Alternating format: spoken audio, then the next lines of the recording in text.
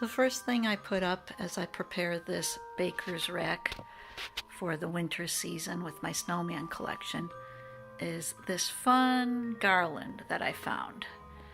I scored this one year after Christmas at Hobby Lobby. As I was checking out, I saw a whole cart full of clearance items, and these little garlands were on there, and they, as you see, they're just perfect for this baker's rack. I string them in the back and at the front of some of these shelves. I love it.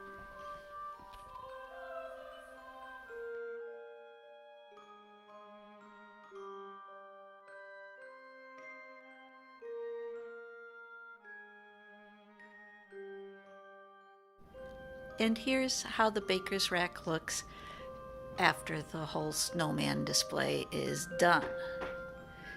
This, of course, isn't the only place I have snowmen, but a lot do reside with the plants on these shelves.